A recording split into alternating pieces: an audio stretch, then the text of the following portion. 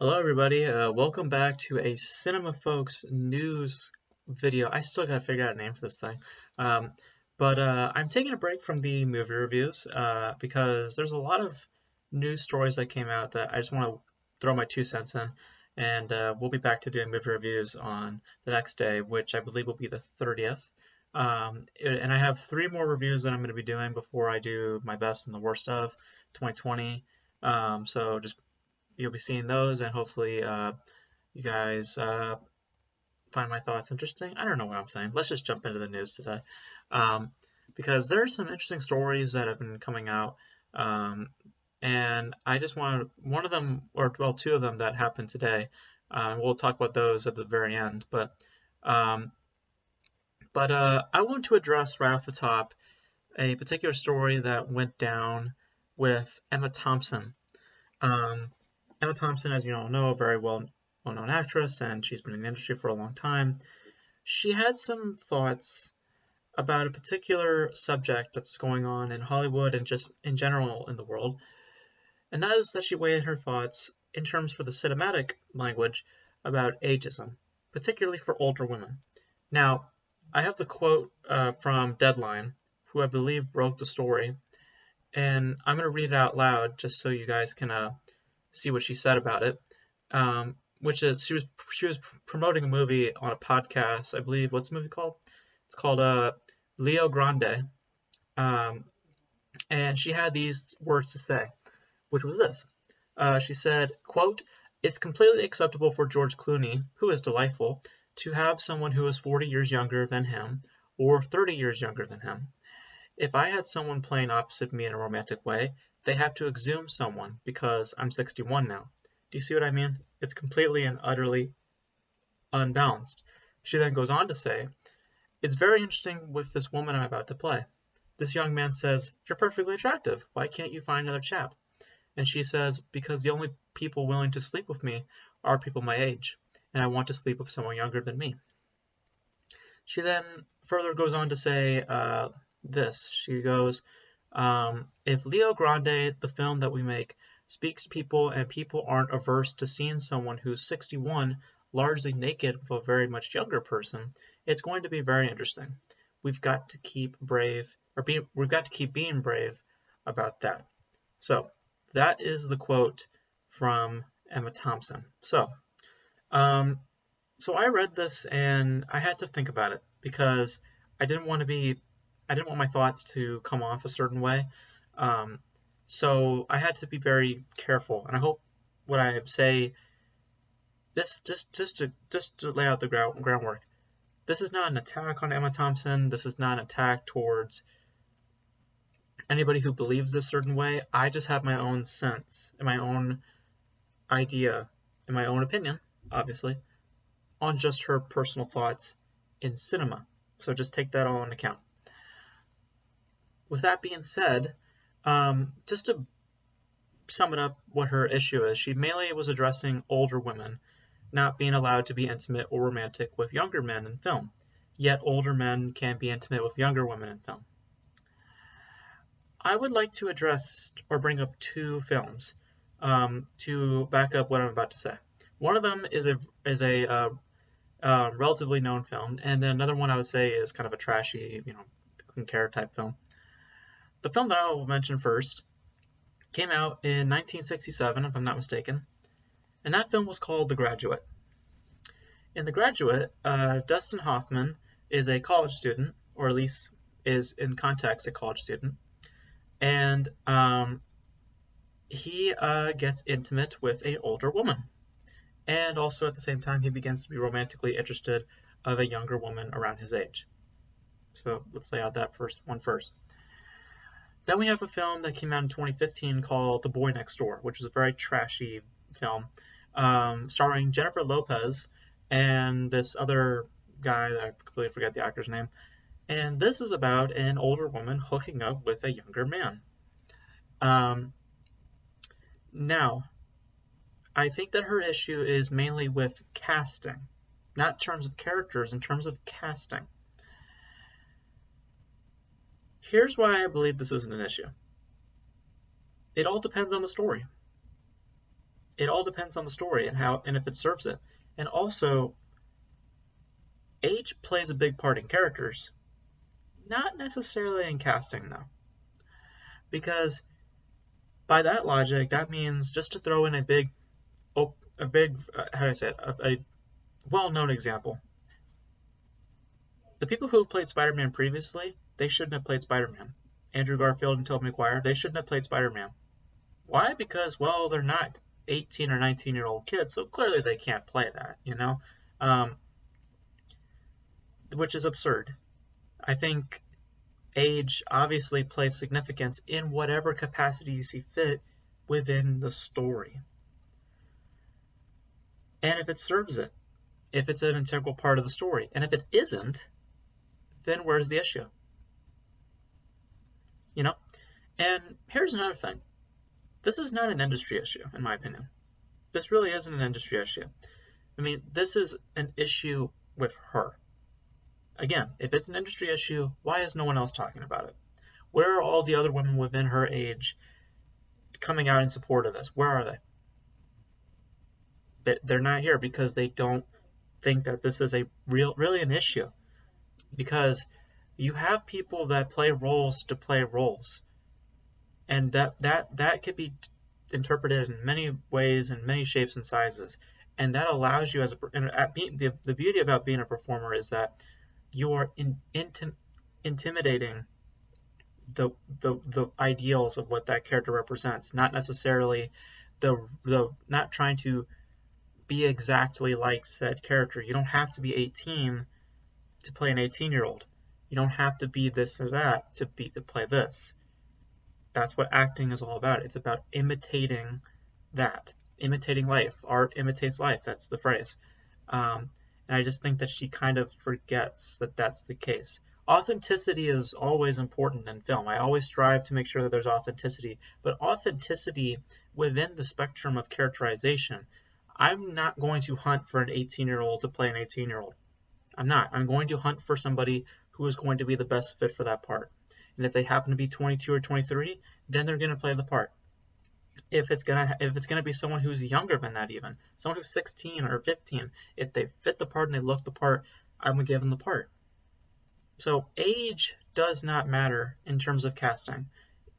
It does matter for characters.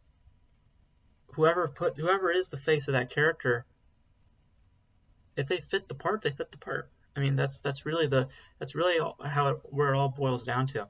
And here's the other weird thing. She has the power to make content, so she should make a story about this. I mean, I don't know if she's ever directed anything, but she should make a story about this and see how it translates to audience members. Because I think that not to make assumptions or anything, but perhaps she's maybe becoming typecasted because of her age. And maybe she's getting sick of it. Or she's not getting roles as well versed or wide range as she used to. And maybe that's having a negative effect on her. Maybe she wants to play certain roles, but she can't because of her age. And as much as I say that age doesn't play to casting, it really depends on the story.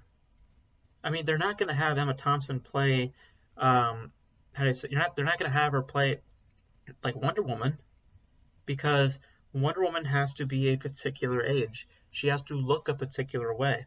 They're not going to have her do that.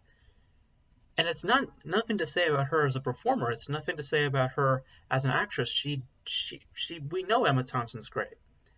We know for a fact that she would not play Wonder Woman because she just not have the look for Wonder Woman. She just does not have the look. So, in the vein of how I say that Andrew Garfield and Tobey Maguire have played Spider-Man, and they played Spider-Man because they looked the part in their respective manners, I think Emma Thompson needs to recognize that age is not a factor in casting. Age is a factor for characters and how they look. So you can get a 23-year-old to play an 18-year-old if they fit the part and if they look 18. You know what I mean? And if it's importance to that character. So I think that this is a really her issue. I kind of I've seen some comments on it. She's like, oh, she's just getting old. She just hates she's getting old. I wouldn't go as far as say that. I think that's kind of trashy. I think that's kind of a narrow-minded way to think about it. I just think that she's having trouble distinguishing the concept of age in film. Because as I just explained with The Graduate and The Boy Next Door, we have seen story-wise, not actually, age-wise, we have seen character-wise, because again, film is meant to intimidate real life. It's not meant to represent and present real life. I mean, if you want to see real life, go watch a documentary or just walk out the door. If you want to see something that's going to be within the vein of cinematic language, that's going to be a little bit more fantastical or be a little bit more, uh, a little bit more, imaginative, then you can watch the film. Um, so, um, like I said, with The Graduate and The Boy Next Door, the age does not really factor with those castings. The age factors to the characters. And that's what allowed us to create such emotions. When we watched The Graduate, we're just like, oh my god, I can't believe Dustin Hoffman's character's sleeping with an older woman. Well, holy crap. And then with J-Lo in The Boy Next Door, I do this because I'm just like, that movie's so trashy, but I can't really find another example. A well-versed, well-known example. When we see her begin to sleep with this other man, a normal audience member may go, "Oh my God, I can't believe she's starting to fall for this younger man." This concept of older women getting intimate with younger men has always been in film. It's always been there. It may not be that the castings are accurate, but in terms of characters and what's being displayed on screen, because that's what ultimately audience members care about. They work in their own respected manners because they're translating a certain vibe and a certain tone and a certain message that audiences are going to get behind. So, because that's all it is. It's stories. It's not real life. And if you want something that's versed in real life, like, again, you can do a documentary, which even then there's falsehoods in those. Or you can just go outside and protest or do something, or as I had just said, make a film of your own, make it as authentic as possible, and see how it plays and see how it translates. So, yeah, I don't really agree with her sentiments. I mean, it's an interesting topic to bring up. I just don't think it's an issue. I really don't think it's an issue. I never think it's an issue for the industry. There are bigger issues within the film industry besides this. Issues that we have addressed numerous times throughout many years. I mean, Harvey Weinstein, enough said. So I think that there are bigger issues to address in the cinematic industry or the cinema world versus than bringing up something like this. And because it's really her issue, it's not an industry issue. Because if it is, where are the other supporters? They're not here because it's just not an issue. Speaking of non-issues, again, another controversial type topic. Let's now move from Emma Thompson to now talking about Shia LaBeouf. Now, Shia LaBeouf is a very interesting case for me because I actually really like Shia LaBeouf as a performer. I think that he is quite underrated. His most recent work, it's really turned the tide for him in terms of the public image. Peanut Butter Falcon and Honey Boy are both really good showcases of Shia LaBeouf. I would also say he's quite good in Fury. I mean, I think he's a little bit underrated. Well, apparently he reportedly got fired from Olivia Wilde's next film. And for those who don't know Olivia Wilde, she did her directorial effort with Booksmart, which I have not seen yet, but I've heard great things about. Apparently he was reportedly fired from her film. Not on set, they didn't film anything yet, but apparently, as Variety puts it, Olivia Wilde has a no asshole policy on set. And apparently Shia LaBeouf was being rather weird in pre-production, probably in script readings or something like that. here is where I have to address certain things with myself in terms of creative processes so that you guys can understand where I'm coming from when I make my point about this. Um, Now, I don't really like to talk about like the acting thing. Like, I don't, I try not to talk about that sort of thing because, for one thing, it doesn't do well for me when, um, when I've already left said area. I'd like to just kind of leave it and kind of move on from it. So to bring it back up and to revisit certain things, it's always a little bit challenging for me. But for the sake of, I guess, understanding where I'm coming from with this particular point that I'm about to make, I feel the need to at least address certain things because I do like to perform a lot. I mean, I one of my goals in life obviously is to be a filmmaker one day, but I also have gained a big appreciation for acting. I've gained a big appreciation for acting, um, and um, I I really like the idea of being able to understand eternally a little bit about characters and a little bit more about how they operate, why they behave a certain way, um, and how that translates outside, and um, and not just stuff that's, I would say, uh, like attainable enough, stuff that makes me question, stuff that makes me really uh, look at myself um, and ask, would I do this or would I feel this way if put in those circumstances?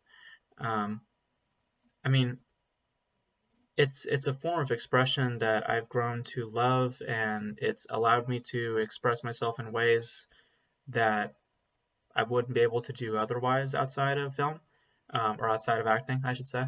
Um, and it's it's a language that I don't I don't like read up books per se. Like I'm not like I've done acting classes before, and um, the issue that I've had with my acting classes is that they don't like to teach you a certain way of performance, and I won't say anything because I don't want to spook anybody because I've said some stories about certain things that have happened on set with some of my short films.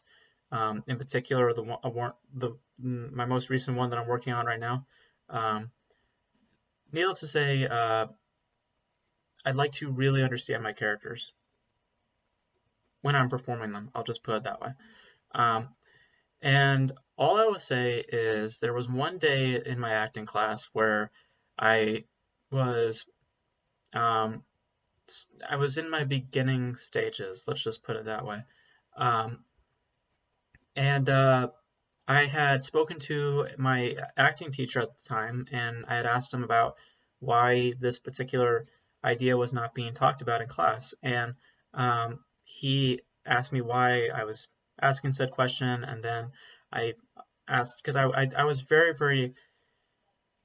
very interested and also quite fascinated and quite happy to see that that is something that some actors actually take into account and actually like to do, because that's the way I like to learn. I like to learn by understanding much more rootedly, not just reading lines, as a lot of other people do, and not really taking a much more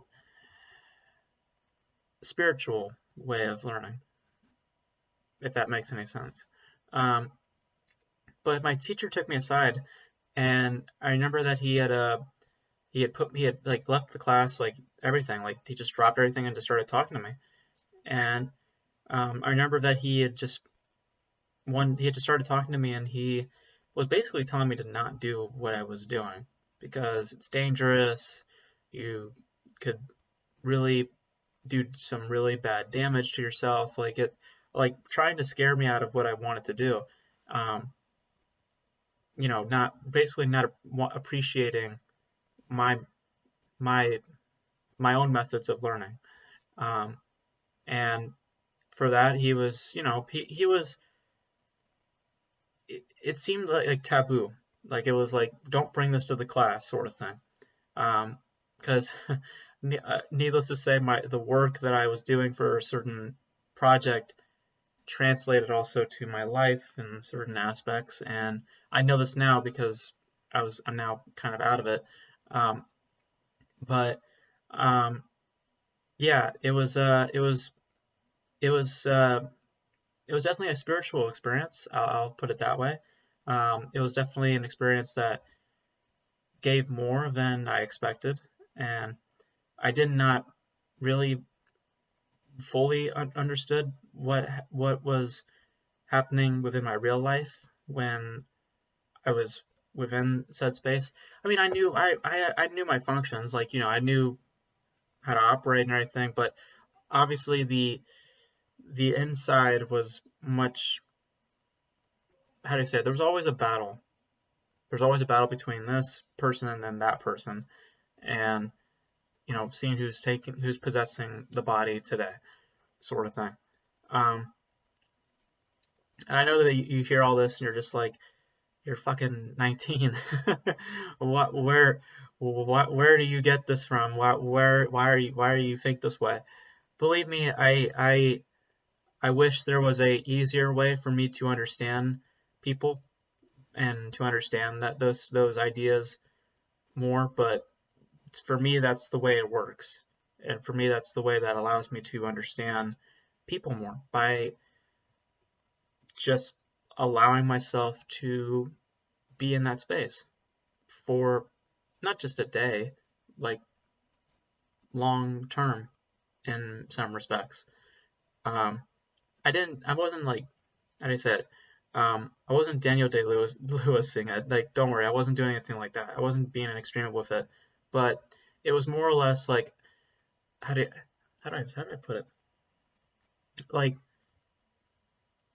the unknowing of said actions, like a lot, just you just wake up and you start to kind of force yourself to to think a certain way and to behave a certain way, and then eventually when the days start to keep moving forward, you eventually just it eventually becomes natural, and you actually start to believe that that is how you actually behave.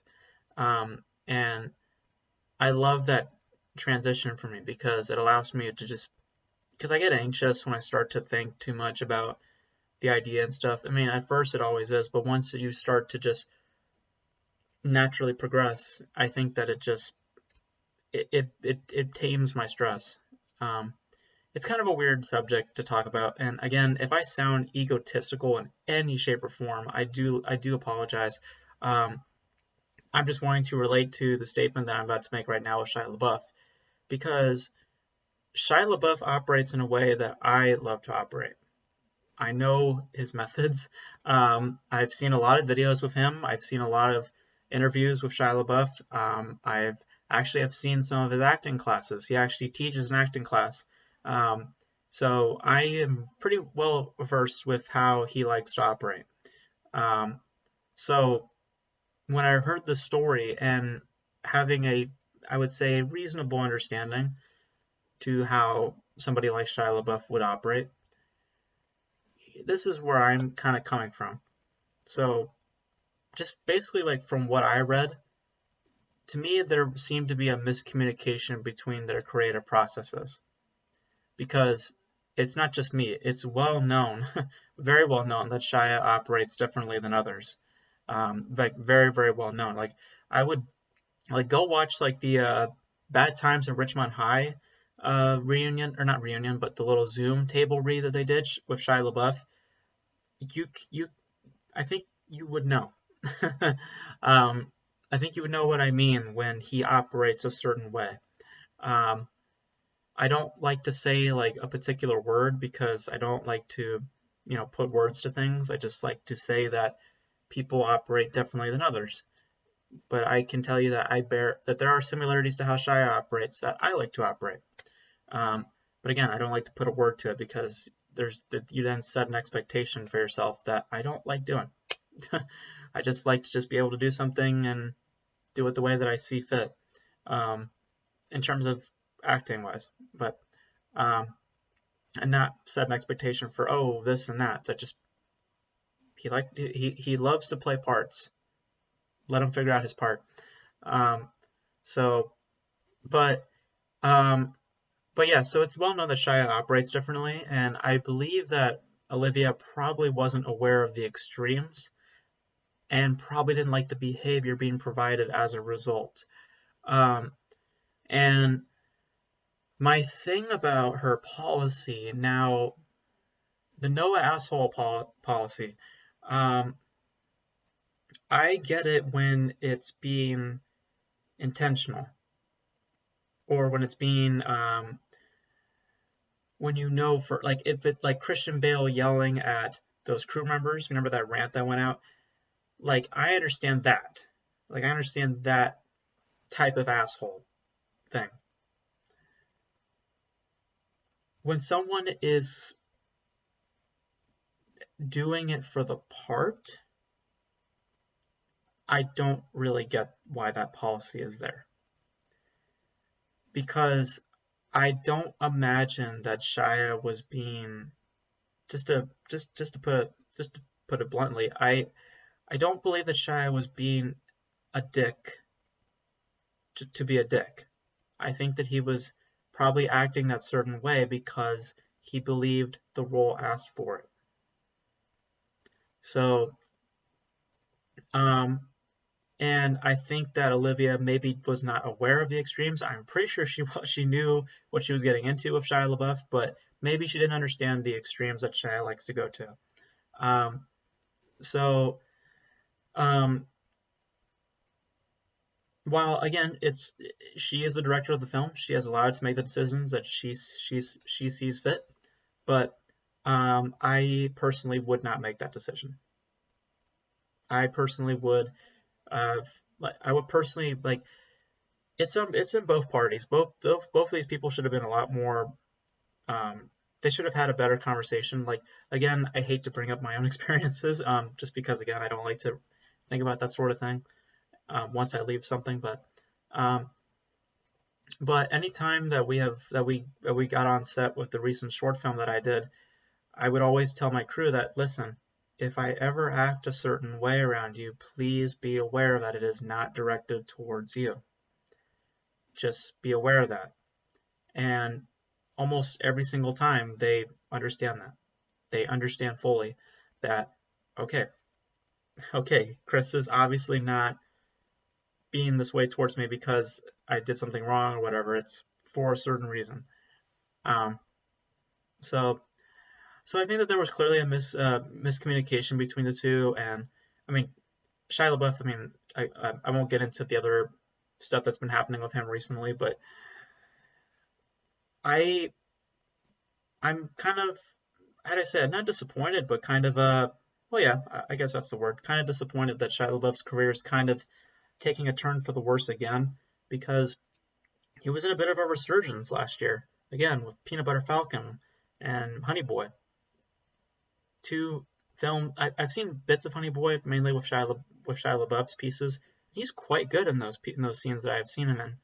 And Peanut Butter Falcon was just an absolute heartwarming piece, and Shia LaBeouf was great in that. So it seemed like he was having a bit of a career turn for the better, but now it's kind of dipping back into the worse. So yeah, I don't really agree with the decision that was made, and I think that the communication should have been better between the two parties. I'll just leave it at that. So, and before anybody asks, because I think some people are probably going to be like, "Are you okay?" Just yes, I am doing perfectly fine. I have a certain way that I like to operate. It does have consequences, I will admit, but I do eventually find my footing. So I am completely fine. So do not worry about me. So I don't mean to scare anybody if they just heard all that and they think, oh my God, what the hell's wrong with this kid? Especially for me being 19, I know it's just ludicrous for people to think that, like, oh, a 19-year-old kid thinking like this for acting. It's like, I know. But hey, it's what I like to do. I mean, I can't I can't deny it. So, all right, let's move on. So let's move on to Warner Brothers. Man, they had a lot of stuff happen for the past few days. Let's start off with the obvious one. That is, of course, with Wonder Woman 1984. I have my review published, and I think that for anybody who watched it, you guys may know that I found Wonder Woman 1984 to be fair. I thought it was fine. I didn't think it was great. I had a couple of issues with it. I addressed them all in the review. But the box office results have come in, and I wanted to talk about it just because with the HBO Max plan that's been going on, I wanted to address my ultimately giving you more of a look now with the box office, why I believe that this plan is still not going to work, and why I think also the announcement that was made today, or at least yesterday, was a bit of a marketing move. So for those who are not aware, Wonder Woman 3 has officially been greenlit. It is being fast-tracked. They haven't addressed the reason why it's being fast-tracked. I assume it's due to the box office numbers. I mean, obviously, this movie has been... The decision for Wonder Woman 3 getting greenlit was made well in advance. I mean, like months ago, probably. But the box office numbers are, well, not so good. So the domestic box office was 16.7 million. Which in the COVID era, I guess, is the highest opening weekends, from what I've heard. Correct me if I'm wrong on that statement. But internationally, it did actually a little bit better. It brought in $36.1 million. And from the HBO Max viewership, again, also internationally, it also earlier on, it made some money elsewhere. So once I say the worldwide numbers, just note that there were other regions also that have seen the film well in advance, and they were able to accumulate a little bit more money for it. So just in case you hear that worldwide number and you're like, it seems a little bit higher than the numbers you just put up, just note other states saw it too, or other countries saw it too, a little bit further in advance. So, but I want to address the thing that we don't know, and that is the HBO Max viewership. We don't know how much was accumulated from the HBO Max platform for Wonder Woman 1984. The only thing that we can run by is by what Variety, Variety said, which is half of the subscriber base watched it. Now, HBO Max, as of right now, has 36 million subscribers, to my knowledge. I think at least 36 to 40 million subscribers. So that would mean at least 18 to 20 million subscribers had tuned in to watch Wonder Woman 1984.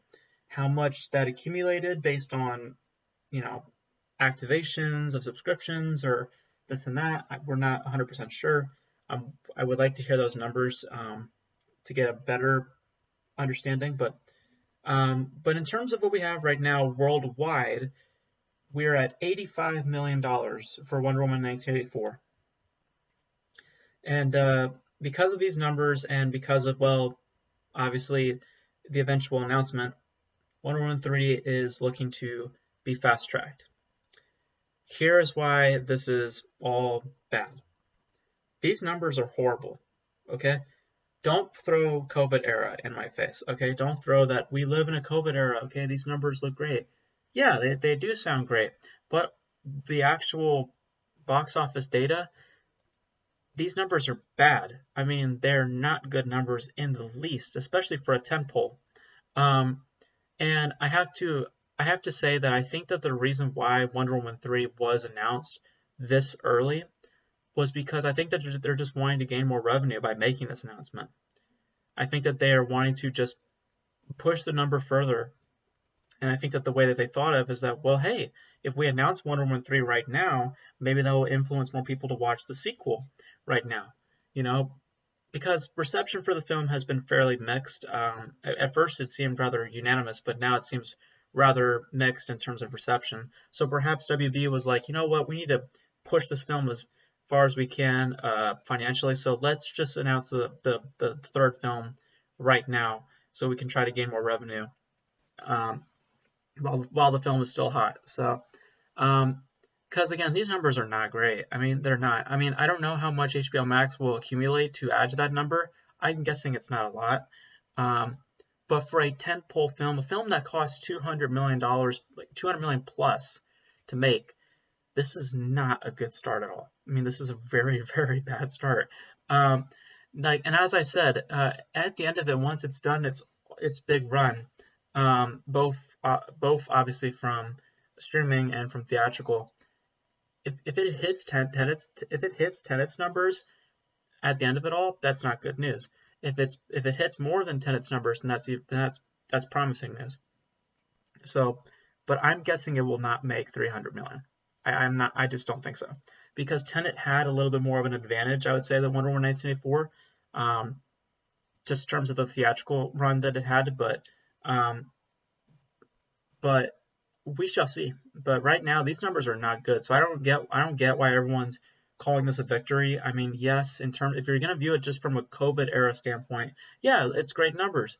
But in terms of the actual box office revenue, in terms of how it actually supports these tentpoles, these are bad numbers. These are very, very bad numbers. And I said this well before the movie was going to be released. I didn't think the movie was going to hit as well as the original did. And look at the results. The results are not good. Not good at all. And it's due to a couple of reasons. I mean, one, again, the hybrid release idea was going to kill the box office potential, and it did. It did. The other reason, obviously, is reception has been fairly mixed. So some people, some people really do rely on that reception to influence them to watch a film. And with the reception being so mixed, it just probably did not spark a lot of people to go watch the film as much. So I do believe making this announcement for Wonder Woman 3, I do believe it is a marketing move. I don't believe it's anything of them seeing financial potential for Wonder Woman 3. I actually do believe that they made this announcement now because they believe that they can gain more revenue for Wonder Woman 1984 because of making this announcement. And I don't think it's going to do them any business. I really, really don't. I really, really don't think this is going to do them any business. But we shall see. I mean, but aside talking about box office, in terms of excitement for Wonder Woman 3, I'm fairly excited. The only thing that gets me nervous is Patty Jenkins is still writing it. Because one of my issues with Wonder Woman 1984 was the script, in terms of its narrative in terms of how it narratively flowed, and I just didn't like how it flowed at all. I didn't like a lot of choices narratively that the film made, and I have to imagine that Jenkins had her hands on the script a lot. So having her write I mean, she already written the script. I remember in interviews like months ago that she was already saying like, we have an idea for Wonder Woman 3. I mean, I do remember that she is going to be utilizing the COVID-19 era within her premise, so it's going to be taking place on present day, and with COVID-19 happening within her story as well. So that will be interesting. But a script is at least there. There's a draft somewhere, and I guess the company is looking to just fast track it. Now, will this movie be released? Who the hell knows? Because Patty Jenkins has a little film on her plate called Rogue Squadron, the next Star Wars movie, which she has already announced that this will be her next movie. This is the project that she's working on next. She's already in pre-production for it right now. And then you have Cleopatra, the biopic with Gal Gadot, that she's also planning to do.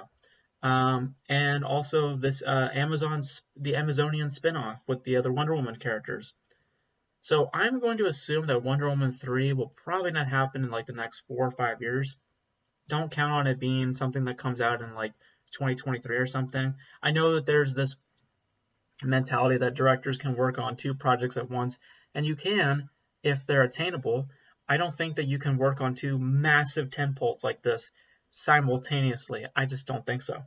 I don't think Patty Jenkins can, and I think that she's aware of this. So I think that she's putting hold on Wonder Woman 3 for a little bit, and then creatively putting herself on Rogue Squadron, just to have her creativity spice up, and not have her creativity just kind of die with taking on the same storyline over, or the same character over and over again, but now getting the opportunity to utilize and operate with new characters. And Cleopatra will be a side thing. That will definitely be a side thing. They can do that, like maybe not during production, but not, you know what I mean? Like that's far out. That will not happen. Probably not even after Wonder Woman. Not until after Wonder Woman 3 comes out. Because that's definitely a passion project for Patty Jenkins. That's definitely a passion project, and also for Gal Gadot. That's the passion project for those two. In terms of where their financial revenue is going to come from, though, and where they get their money, it's definitely going to be Wonder Woman 3 and Rogue Squadron. But creatively speaking, I think Patty Jenkins is going to operate on Rogue Squadron first, and she's going to do that first because, one, she doesn't want to get creatively juiced out by doing Wonder Woman all the time, and two, I think probably contractually speaking, she's probably going to have to. She's already probably signed in her contract that she's going to be doing this at a particular time. So don't count on Wonder Woman 3 coming out on like 2023. I would say probably 2024, 2025. So, but yeah, in terms of box office numbers, don't let these articles fool you. The box office is not the reason why Wonder Woman 3 is being fast-tracked. The reason why it's being fast-tracked is because, well, again, I think it's a marketing ploy. I think that they just want to gain more revenue for Wonder Woman 1984 because they saw the numbers and they're like, yeah, it sounds great for COVID era, but in terms of actual box office, it's not so good. So let's announce Wonder Woman 3 so we can try to make up for more money or accumulate more money.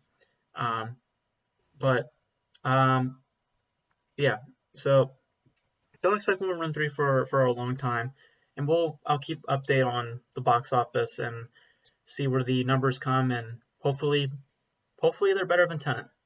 Hopefully they're better.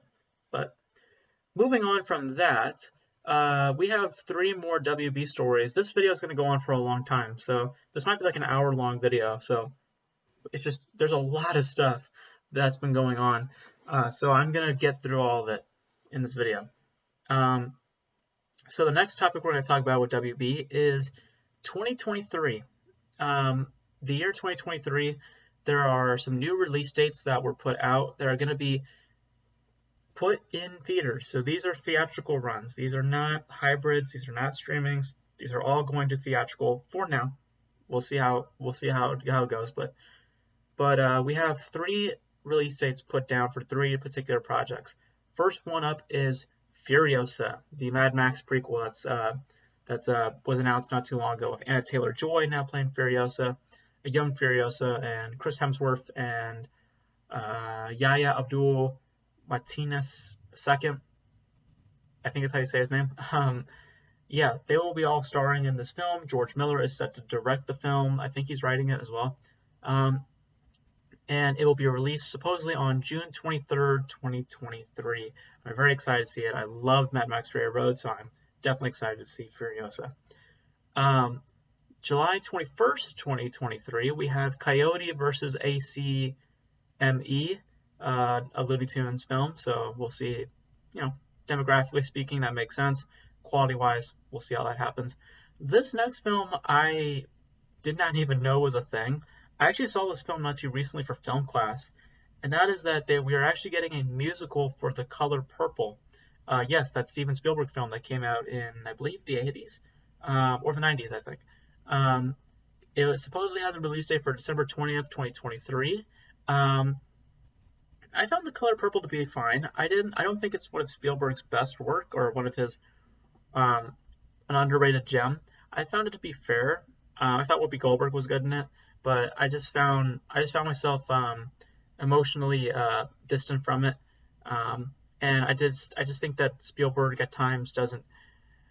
I feel like he was still being safe with sensitive material, and it's not until he did things like Schindler's List or Saving Private Ryan, and further, where he just was able to dive much more rootedly into that type of world, in those types of real life worlds.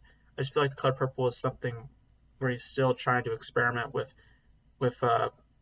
handling real subjects and real thematic concepts in the real world. Because we know Spielberg as an adventurous storyteller. We don't know him as this historical storyteller. It's only until Schindler's List do we go, oh, Spielberg can do some serious shit. So it'll be interesting to see how they operate with The Color Purple. Curious to know who's directing it, and who the cast will be, obviously. So yeah, new release dates. So we won't know. These are supposedly theatrical releases, but again, that could change. So who knows? That could be, if, like I said, if the 2021 plan ends up working, this could be a thing that happens each year. So who knows? This could be something that happens now, that could translate into 2022 or 2023, because as of right now, the 2021 HBO Max plan only applies to 2021. But who knows, depending on the success of that, if that translates to the next few years. Who knows? And of course, with the status of COVID-19, obviously. But speaking of expansion and of release dates, let's talk about DC. Because they made a big announcement today, or I think yesterday, about their film franchise and their release schedule.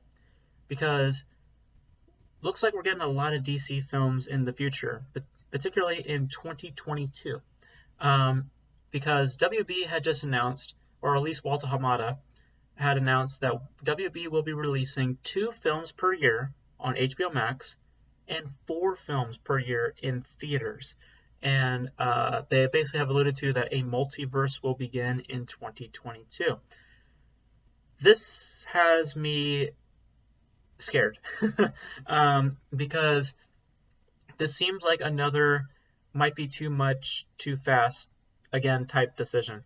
Because DC is well known for making snap judgments. They're very well known for just making decisions off the fly, like, yeah, let's do a Flash movie, let's do a Joker Harley Quinn movie. Like, we've seen this announcement before.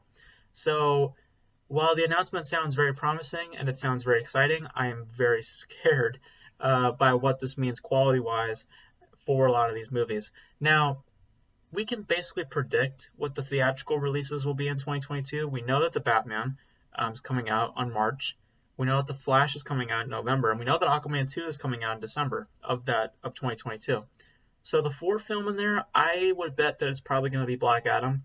I'm pretty sure that The Rock's Black Adam is probably getting fast-tracked a little bit, or is at least gaining production momentum. So I would not be surprised if Black Adam was one of those films. Would end up being the summer release of that year. But we shall see. We shall see. Now, in terms of streaming releases, they say that they're going to be focusing on riskier characters. Now, I don't know what that pertains. I don't know if that means that we're getting more Joker-type films, where we're taking things to a much more edgier and grounded and realistic approach to characters, or if that just means that we're going to be playing with side characters in different tones, in different various ways. I'm not sure what that entails, because riskier can be that can mean a few things. But some names that are thrown around in terms of what films may be used for the streaming releases might be Batgirl, the Joss Whedon project that was happening and then didn't happen, and then Static Shock, which is being produced by Michael B. Jordan. We shall see. I mean, I don't know. This whole announcement, while sounds extremely exciting, is also extremely worrying, because again, we have heard this announcement before. We've seen DC drop a load like this before, and we've seen how much that was consequential. Because if DC is known for anything, they are known for making announcements and not following up on them. So while I think that this is a potentially good move to make, I think that it's quite the leap, because I think that they're used to releasing 2 films per year period, or hell, at this point, 1 film. I think that like the only DC film that came out in 2018 was Aquaman, and then in 2019 I believe was Shazam, and I think that was it. And then 2020 we actually went up to 2 films. We got Birds of Prey, and then we got Wonder Woman 1984. And then next year I think is I think nothing. I don't think any DC films are coming out next year. Not to my knowledge. And then 2022, obviously, with the films that I just listed, the Batman, the Flash, Aquaman 2. So, um, so I'm not particularly like extreme like pumped out of my mind for this. I'm very cautious about this, and I just don't know how to feel about making this big leap, um, because again, it seems like a reactionary type of decision. Like if Marvel can put out 4 films per year, then we can as well. You know what I mean? Like if you're not ready yet, don't announce something like this, or don't even try to do this. But maybe it'll work. Who knows? Who knows? We'll just have to see. So, but yeah, I'm a bit worrisome about that. Okay, now our last topic for today is again another WB subject, and it is an update in regards to the Legendary Pictures lawsuit that was happening. For those who don't know, Legendary Pictures is looking to sue WB because, well, as many other filmmakers and many producers, writers, actors, WB, of course, as well documented now, did not say shit to any of their employers about the decision that they made about bringing their whole slate to HBO Max. This caused a lot of ruckus and a lot of ruckus, not a funny word to use, caused a lot of noise, as WB puts it, in the film industry. Well, obviously, we've talked about a lot of the responses that have come out of this. But now Legendary has gotten involved, and now that they're looking to potentially sue them. Now, Variety had come out and they have made some statements, or at least had put out a few stories in regards to the inside in terms of the behind the scenes. And I'm going to read it right now. This comes from Variety. So quote, battles big and small are being fought on numerous films. Legendary Film is in a big fight that might result in lawsuits after it financed 75% of tentpoles Dune and Godzilla vs. Kong and was completely blindsided. So as you can see, they had a huge part to play, and WB did not say shit to them. So what do you expect? What do you expect them to do? Continuing on, rumors have the solution to that breach being to preserve Dune as a traditional theatrical to preserve its franchise potential, and since its October 1st release date falls well after the estimated late spring date when COVID vaccines should achieve herd immunity. So the idea is that Dune might be a theatrical experience. We talked about it. We talked about this in the last CinemaFolks video. So if you want to hear my thoughts on that, you can go check out that. But now we're hearing more about it from Variety, about Dune possibly being a theatrical experience. Continuing on though, Godzilla vs. Kong might stay an HBO Max hybrid in its May 21st slot, but only if WB Warner Brothers makes a deal with Legendary that uses as a base the $250 million value established when the film was shopped earlier to Netflix. Now, we'll get back to that in a second and what that means, but they also mentioned another film on here, which I want to talk about. They say, quote, there is also King Richard, the Will Smith star that nearly went to Netflix and Barack and Michelle Obama's Higher Ground, production company of sorts. Smith's deal expressly calls for a theatrical-only release, sources say. And while he became the first big star to sign one of those $30 million Netflix salary plus pre-negotiated back-end deals several years ago on Bright film, I thought that film was not that great, to be honest. Warner Brothers only won the vigorous King Richard auction because its markers in the family of venues and Serena Williams, sorry if I butchered that name, wanted to see the underdog story of their father Richard play on the big screen. So, So what does this all mean? What does all that stuff that I just said mean? Well, again, I am not an expert in this, uh, in finance and all that stuff, but I do know one thing, and that is, of course, licensing use. You have to pay the holder or the creator of said product if you are planning to use it for your own purposes. You have to. I mean, from my short films, my recent short film, I've had to search online for music licensors to use a particular song in my film, and I can tell you that having done that, it's a bitch to do. But these people have the advantage because they know directly who the licensors are. The only problem is that they didn't inform these people what they were doing, and they just went ahead and did something. So I'm not an expert. I'm just telling you what I believe might happen. Just to put it simply, from my own perspective, again, I'm not an expert, but from what I see, WB got some bills to pay. The first of which is Godzilla vs. Kong, which is going to be $250 million and has a negotiable release window, according to the article. So it could still be hybrid, or it might just go to theatrical. And then, well, there's three actually. Dune also, there might be some finances to pay there. And then King Richard, King Richard. Like, we don't know what the budget on that will be, but assumedly, there's going to need to be some negotiations on that film in particular because of Smith's deal expressing that it's going to be a theatrical only release. So I have to assume that there's going to be some negotiations there, and there probably will be a figure that comes up.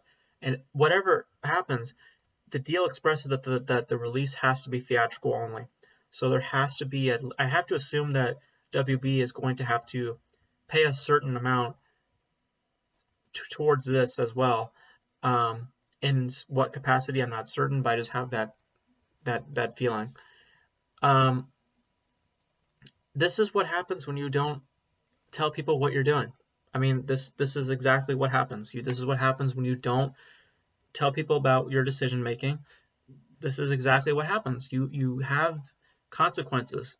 I mean, I've said that before, and I'll say it again. I just think that not telling your distributors or telling anybody that is working with you on said products or in sort of said stories or said projects, if you make a certain decision and you have not informed anybody about, it's going to backstab you. I mean, or it's going to bite you in the ass later on. And we are seeing the results from this. We've seen the DGA possibly wanting to boycott these people. We've seen actors that are not getting fair compensation. We've seen writers and directors expressing their complete disgust over this decision. And now we've seen other studios who work within the WB spectrum, Legendary Pictures, now coming out to potentially sue them. And these are the people, again, quote, who finance 75% of these tentpoles. These tentpoles would not exist if Legendary Pictures did not finance them.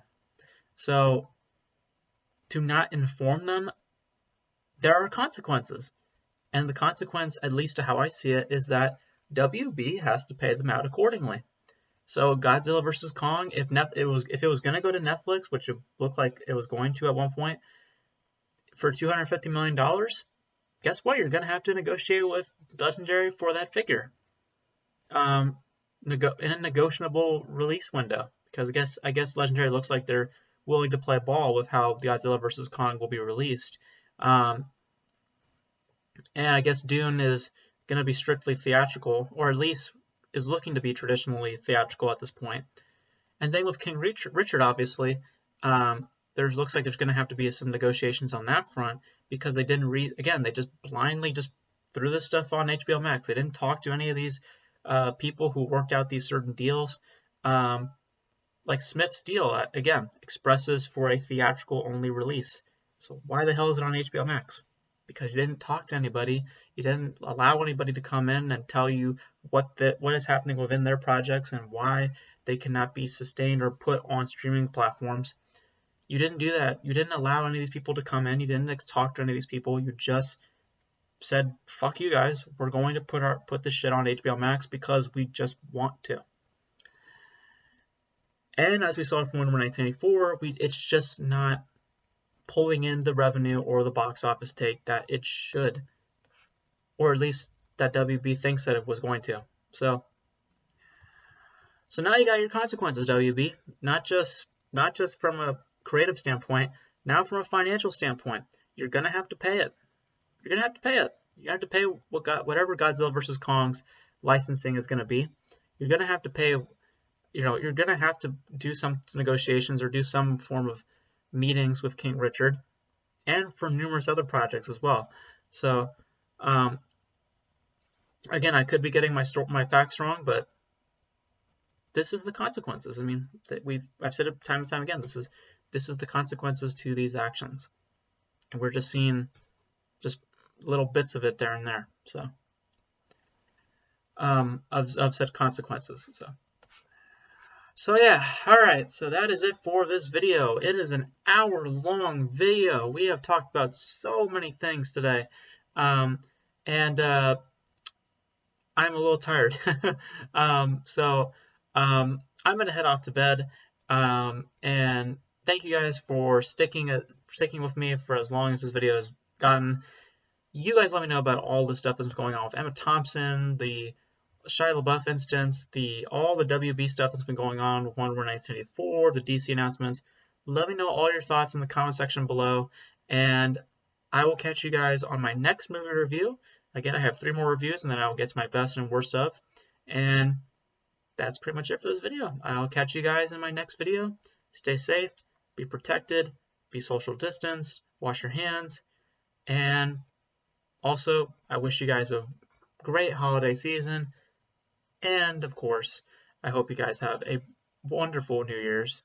And I will catch you guys in the next video. And I will try to figure out a title for this at some point, whatever this will be.